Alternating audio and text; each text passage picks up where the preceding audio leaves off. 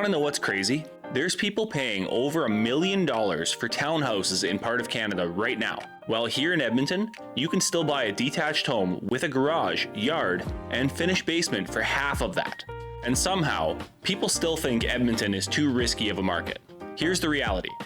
If you remove the emotion, remove the hype, and actually look at the numbers, Edmonton real estate still makes more sense than most major cities in Canada in 2026. Not a chance am I saying Edmonton's perfect. We have tons of rough areas, we have urban sprawl, we have winters that last approximately 14 months. From a real estate perspective, Edmonton is one of the few remaining cities in Canada where the average person can still realistically get ahead without needing a household income of $300,000 and help from their parents. So in this video, I want to break down why Edmonton still stands out, why people are relocating here, what buyers from Ontario and BC are shocked by, where I think people are still underestimating this market. Let's start with the biggest thing, value. This is where Edmonton absolutely destroys most major cities in Canada. In Toronto, Vancouver, $500,000 gets you maybe a small condo with super high fees, tiny parking, probably no air conditioning, and a tiny balcony they market as outdoor living. And neighbors so close you can hear someone sneeze through the wall. Meanwhile, in Edmonton, $500,000 can still buy you a detached home with a double garage, a decent sized lot, multiple bedrooms, and a finished basement. And in many areas, still a genuinely good family neighborhood. That's a massive gap. And people underestimate how important that becomes long term. Lifestyle still does matter. Storage matters. Parking matters. Having a backyard matters. Having space for the kids matters. Not spending half your income just on housing matters. And this isn't just about affordability, it's about sustainability. A lot of Canadians in expensive markets are technically homeowners, but they're financially trapped. Their entire income goes towards housing. One interest rate change hurts. One job loss hurts. One special assessment on a condo hurts. Meanwhile, Edmonton buyers still have room to breathe, and that creates flexibility. You can invest, travel, save, start businesses, actually enjoy life. That's becoming increasingly rare in Canada. One thing I hear from relocation buyers quite often, I can't believe what we can buy here for the money, especially buyers coming from Ontario and BC. To them, Edmonton prices almost look fake, and I can understand why. They're used to bidding wars on all the tiny condos. They're used to commuting for hours. They're used to paying insane monthly fees.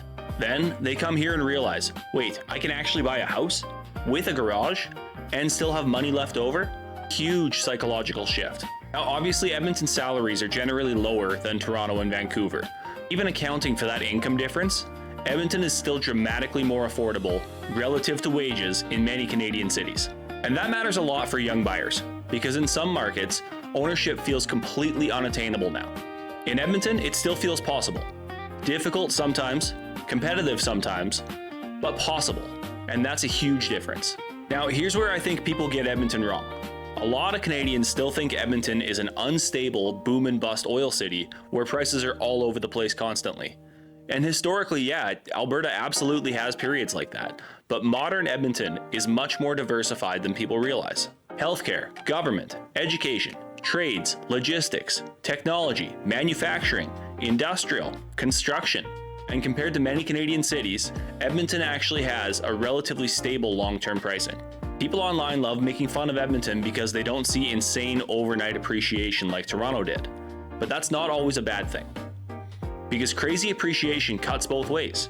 Sure, homeowners feel rich, but younger buyers get absolutely destroyed. And eventually, affordability becomes a serious economic problem. Are prices rising here? Absolutely. But relative to other major cities, Edmonton is still grounded in reality, at least for now. This is also why investors across Canada keep watching Edmonton, because cash flow still exists here. In many Canadian cities, investment properties barely work anymore. You're negative every month, you're banking entirely on appreciation, and the numbers are ugly in a lot of cases. Edmonton still has areas where properties can make mathematical sense, and that's attracting especially to out-of-province investors, first-time investors, people priced out of the other markets, and younger buyers that are trying to house hack. Now, does that mean every Edmonton property is a good investment? Hard no. There are still tons of overpriced areas in Edmonton. Horrible layouts, bad condo buildings, neighborhoods I personally would not touch. Compared to many Canadian cities, There's still opportunity here if you buy intelligently, and that's the key. Not blindly buying, not emotionally buying, but buying strategically. Now, I also want to be fair here because every city has trade-offs. Edmonton isn't magically perfect. We still have car dependency, some rougher areas for sure, certain condo sectors that really struggle, and winters that test your mental toughness.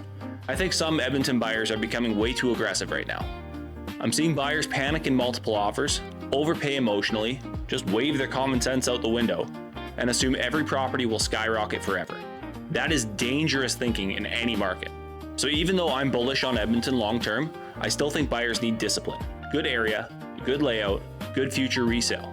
Those things matter way more than hype. At the end of the day, I think Edmonton is one of the last major cities in Canada where average people can still realistically build a solid life through real estate. Not overnight wealth, not fake internet guru nonsense, just realistic opportunity, a decent home, reasonable payments, and a chance to build equity, and options for the future. Honestly, that's becoming way more valuable every year. So if you're thinking about buying in Edmonton, relocating here, investing here, just want some honest advice without the sales pitch, feel free to reach out. And if you want more videos breaking down the Edmonton market without all the fluff, hit subscribe because I'll be posting here a lot. See you on the next one.